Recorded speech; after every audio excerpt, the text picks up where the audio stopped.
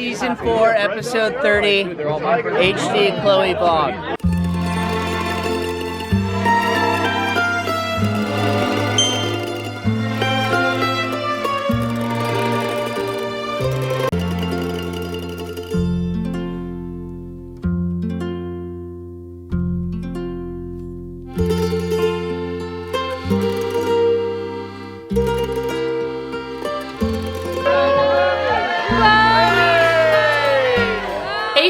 And welcome back to episode 2 of the Bridal Diaries. I'm so happy you're here. We are talking in this series all about wedding planning and prep. I'm so excited for all of the wedding planning journeys to come, and I'm gonna bring you guys along for it all. Today we are talking all about our engagement party, which was truly one of the most special nights I maybe have ever had. It was truly so fun and it all turned out beautifully, and I can't wait to break it all down and get into the planning process of it all and just share how we planned and executed this engagement party. We originally weren't even gonna do one because we did have a bit of like a celebratory brunch with our families after we got engaged, but we found out only a month before, right before we got engaged, that Henry got a new job and we were moving cities. So I was like, I'm not leaving San Diego or Southern California without a big party with all of our friends and family. So why not just do a combined engagement / going away party? Plus, my 30th birthday was also coming up, so there was just so many reasons to have a big party and celebrate. And I truly am so happy that we did end up throwing it. Like I said, it was truly one of the most special nights of our lives. Like, we had all of our friends and family that were local there, and we will get to all of the little details, but we're gonna talk all about the planning process for this party from beginning to end, in case you're planning an engagement party or really just any party of your own. With the big move coming up, we kind of put Henry in charge of dealing with all the moving logistics. So he went looking for apartments, he dealt with the leasing, and my job was just to plan this big party before our move. So I had never ever planned like a real adult party with catering, a venue, and all of that. So I was a little bit nervous,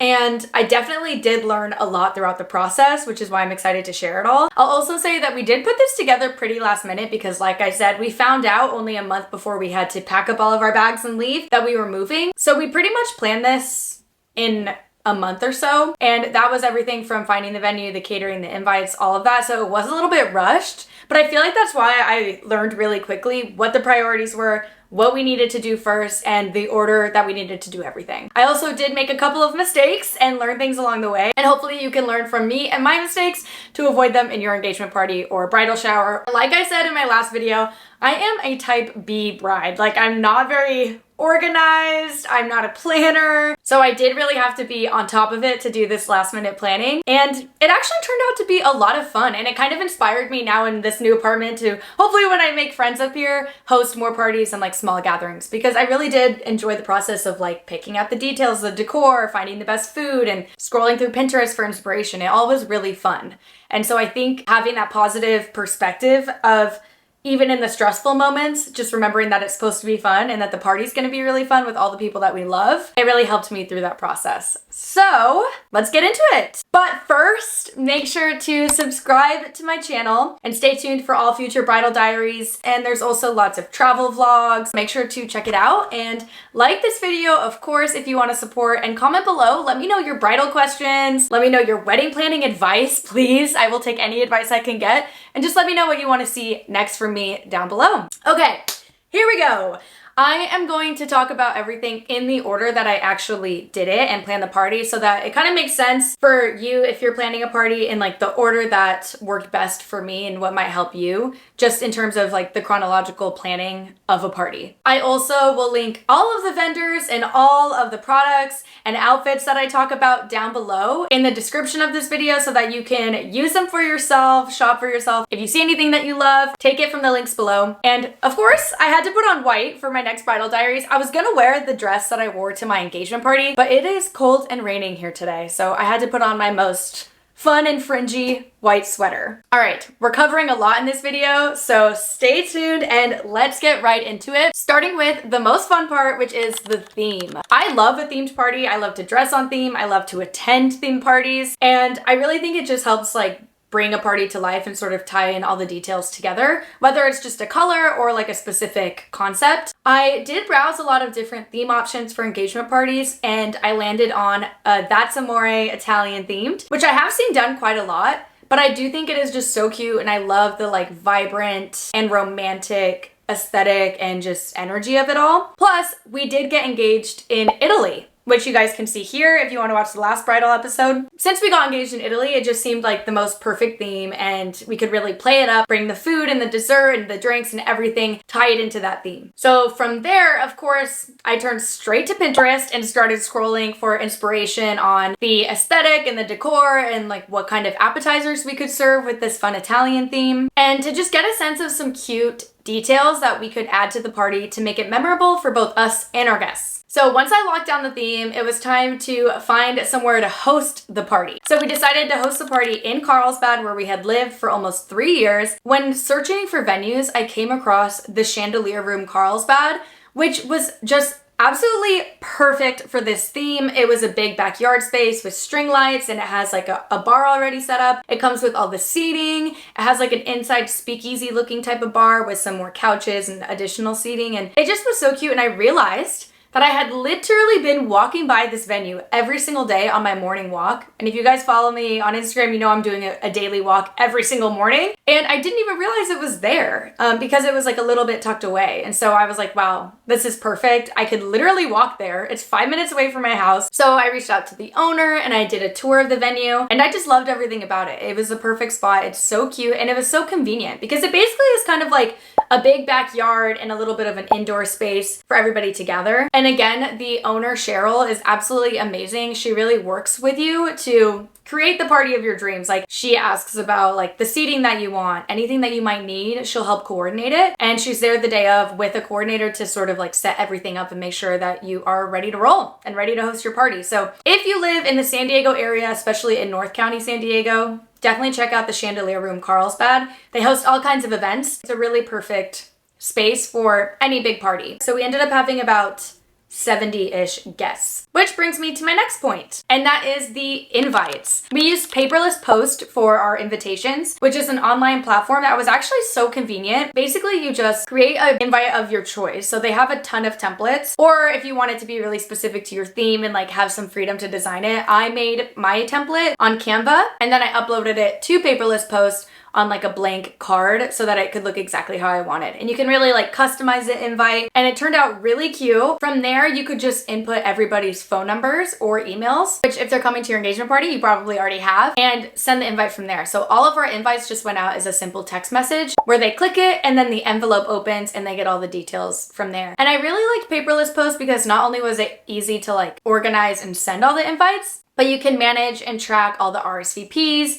You can see who's attending, who sadly can't make it, or who hasn't replied yet. So at some point in the invitation timeline, I sent out a reminder for anyone who hadn't responded yet to be like, hey, make sure to let them know if you're coming. Because again, with like the catering and all that, you need to kind of have a specific number. And I was getting stressed because I was worried we were getting to capacity of the venue and we were getting close, but it ended up working out. And what I did was there's an option to collect information from everyone when they respond to the invite. And I had everybody send their shipping address so that we could send the thank you cards thereafter. And plus, like, you'll use those all for your actual wedding invitation. So that's just a hot tip, to collect everybody's address when you send the invite. If you want to do just like an informal invitation, this is perfect. And again, it's really convenient with the reminders, collecting the RSVPs. And yeah, I'll definitely use it again for future events. This is not sponsored. I just really liked the overall experience. Oh, another quick tip. This is where I realized I kind of made a mistake in the planning process. So I didn't realize how expensive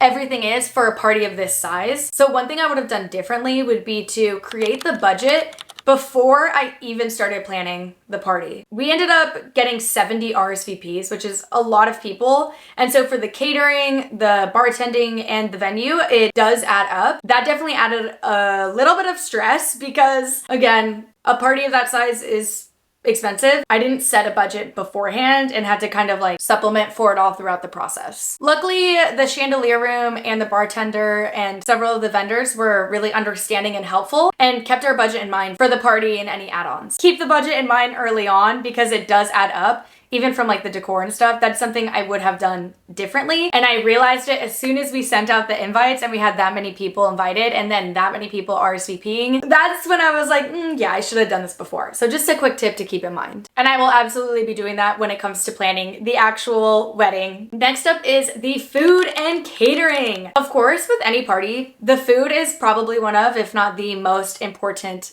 aspects of the party, because people need to eat, they need to drink, but we'll get to that.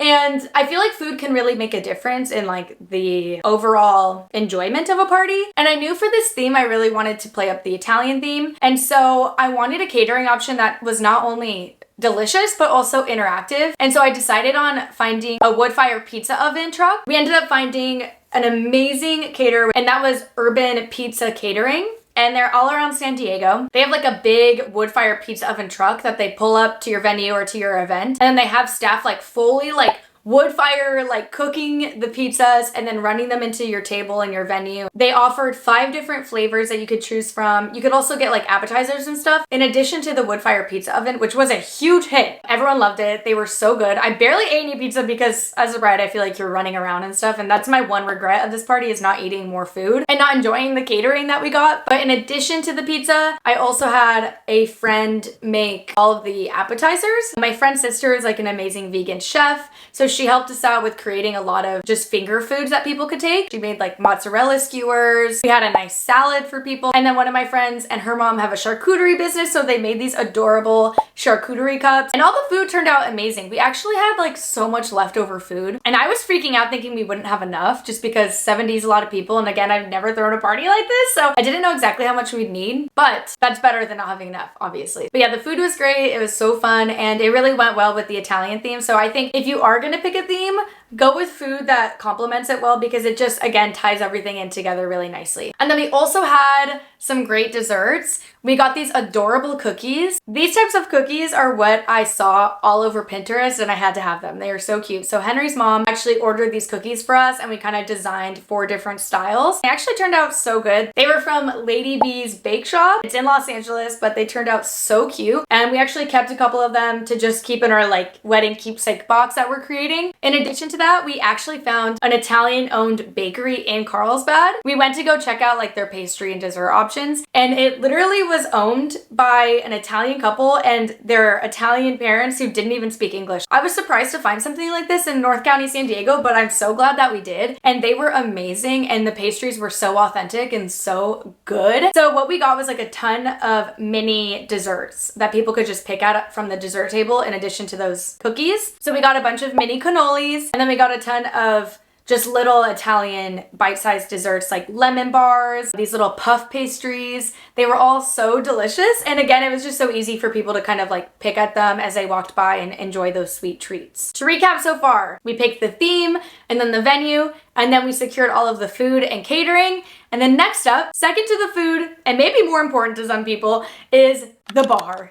Yes, we needed to have plenty of booze and beverages flowing for everyone at the party. And so the owner of the Chandelier Room actually recommended this bartender. Her name is Claudia, and she owns the Fig and Feather Bar Co., which is a mobile bartending service. So like they do a lot of events, weddings, engagement parties like this. She was amazing, and her team was so like welcoming and fun for the actual party. What we opted for was to have 2 signature cocktails, and then we had beer, wine, and like some White Claws and just like general beverages, as well as non-alcoholic options, of course. So what Fig and Feather Bar Co. offered was those 2 specialty beverages. And then they also provided the menu design, which turned out so cute, and all of the decor for the bar top to make it look like very cute and on theme. And so I told her what my theme was. She worked to like design this little menu and like the bar top decor and flowers. Again, I'm an aesthetic queen, so I loved it. To stay on theme with the That's Amore Italy vibe, I went with a Aperol Spritz for my signature cocktail, and then Henry is a huge old-fashioned fan. So we did an Italian cherry old-fashioned, and they both turned out really great. And we had way more alcohol than we needed, but Claudia provided a shopping list of everything that we need, and we got that. But then we kind of like last minute on the day of got a lot more just in case, because again,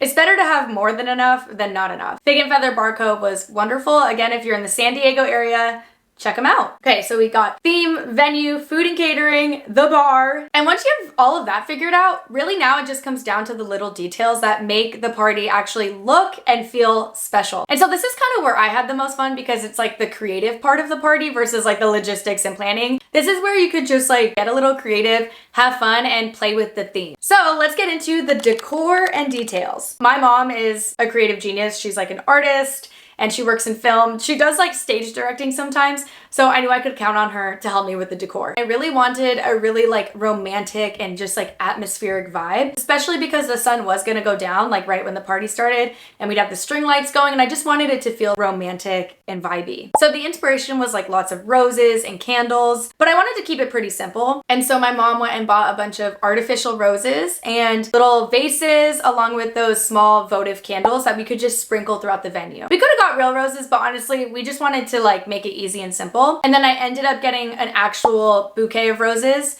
to put by all the food, and we wrapped string lights around it, and it turned out really pretty. And then Henry's mom got a bunch of red and white tablecloths to just like add to that romantic vibe. We just wanted to really play up the red, and everything was red and white. I refused to have like any other colors. So it was red, white, candles, lighting, all of the vibey stuff with the roses. And then in addition to that decor, we did customized napkins. I made the design on Canva, and then I bought the napkins, I believe, on Amazon. So again, I'll link it all below. We designed this big sign, the welcome sign, on Canva.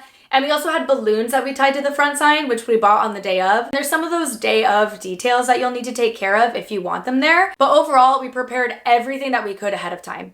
Oh, one of my absolute favorites, if not my favorite detail of the night, was that my mom made these little like pasta holders for all of the silverware and tied little ribbons around them just to add another detail. And I don't know where she found the photo inspiration for that, but it turned out so cute, and like everybody loved it and was talking about these pasta silverware holders all night. We knew we were gonna have like plastic plates and silverware, and so we went with like a silver plastic forks and whatnot so that it at least looked a little bit elevated, and it went well with the red and all of that. And then all the appetizers and everything we put on round silver and crystal platters that my mom had, and that turned out really nice. Oh, I also bought these like little shelves to put the charcuterie cups on, and that just helped kind of create this staircase elevated look, which I also saw on Pinterest, I believe. And then again, another small detail on the charcuterie cups, I ordered little customized stickers that said H+C and then our engagement date on it. And that was just like an adorable little addition that we ended up using to seal our envelopes for the thank you cards. So that worked out as well. Speaking of the date of our engagement, it also worked out really nicely because our engagement party fell exactly 2 months after we got engaged. So it was our 2-month engagement anniversary on the day of the party, which was just nice. And it just worked out that way, which was perfect. So all the details, all the decor, all the food, dessert, drinks, venue, everything was finally planned. And it was the day of the party, and I was so excited. Now, the fun can really begin. Of course, I had to get an adorable white bridal outfit for the party. And so this was kind of a whole thing as well, because finding a white dress online is overwhelming. There are endless options, endless numbers of white dresses. And so I was spending so much time on Revolve, just feeling overwhelmed and not really finding anything that I really wanted. But I knew that I wanted something that was like romantic, maybe lacy, to again, just go with that sort of like classy Italian, that's Amore vibe. I ended up going on a trip to Brazil before this party where I ended up buying this beautiful red lace Farm Rio dress, and it was so gorgeous and it was pretty pricey. And so I thought, well, maybe I'll just wear red for this party since it goes on theme anyway. And I was dead set on wearing that until literally like 5 or 6 days before, like the week before the party. I just had a change of heart and decided I wanted to wear white because, again, this is the bridal era. This is the only time in my life that I'm gonna be wearing white all the time, and it's just part of the fun. It's part of being a bride. And so I was like, you know what? I love this red dress and it does go really well with the theme, but I'm gonna save it for another time, and I'm gonna find a beautiful white dress to wear for the party. And I know that I'm gonna buy a lot of white dresses in the future, so I didn't want to like overspend on my outfit, but you guys know I love a cute outfit, and so I needed something that would at least make me feel beautiful and on theme. Let's go to lulus.com because they have so many affordable bridal options, and I came across this dress. It's not necessarily my usual style, but I felt like it just called to me for the theme. It was perfect. It was full lacy midi dress. On me, it was more of a maxi dress because I'm so short, but the fit and everything just felt very romantic and elegant, and that's exactly what I was going for. And so I decided, hey, let's go for it. And then I also bought this really cute pair of pointed toe slingback shoes to go with the outfit also from Lulu's. And I know that I'm gonna wear these shoes like many times throughout my bridal era. The dress came a couple days before the party. I put it on and I loved it and it turned out perfectly. And I'm so glad that I got this dress. I think it was like 60 bucks, 60 to $80 or less. And then the shoes were, I think, around the same or even less. Another thing that I almost didn't do until right before the party was get a photographer. I wasn't gonna get a photographer. Again, this party was coming together kind of last minute. Not that I had a bad attitude about it, like I was very excited, but we also had a move to plan and I was kind of overwhelmed with just like moving to a new city and like packing up our lives and dealing with that, so that I was almost like, whatever, I'll just keep this party casual. It's not a big deal. We're just gonna get through it, have fun, and then we're gonna move. But I actually got a really good piece of advice from one of my friends that just got married. And she talked about how her only piece of advice and something that she kind of regrets is that you should really soak in and just do all of the over-the-top bridal wedding things. As cheesy as it might seem, as unnecessary as some of them might seem, you really should just do them because it is such a special time in our lives and we're only engaged for a short amount of time and then we're married and then life goes on. And so this is such a fun period of life. It really is special and like, why not? That really helped change my mindset around this party. And I was like, thank you for saying that. I feel like I really needed to hear that going into not only the engagement party, but the entire wedding planning process, because it can feel overwhelming. It can feel stressful. It can feel like you want to be like people pleasing or you're thinking about what everyone else kind of wants or like what they'll like or if they're going to enjoy the party. So that kind of helped me come back and realize, you're right, this is a big deal and this is going to be a really fun party and I want to document it because I don't want to take my phone out or get my camera out and like not be present. And so having someone else there to capture it all, it's just the way to go. I decided last minute to text one of my photographer friends and be like, hey, this is really last minute, but I'm having an engagement party in a couple days and I regret not hiring a photographer. Like, can I hire you for my party? Luckily, she was free. And so I hired a photographer for my party last minute. Her name is Natalie Borton in San Diego. Again, I'll link her below. All the photos that you're seeing on this video are by her, mixed in with a couple of like iPhone and digital camera photos. Oh, I just remembered another detail that was super fun, which was getting 2 disposable cameras to put on the tables throughout the party so that people could just like pass it around and take fun pictures throughout the night. I actually have them getting developed right now. And so I cannot wait to get them back and see what kind of crazy pictures everybody took throughout the night. And so that's just a fun way to sort of have a glimpse into all of the moments that you might have missed. But yeah, I am so glad that we ended up getting a photographer and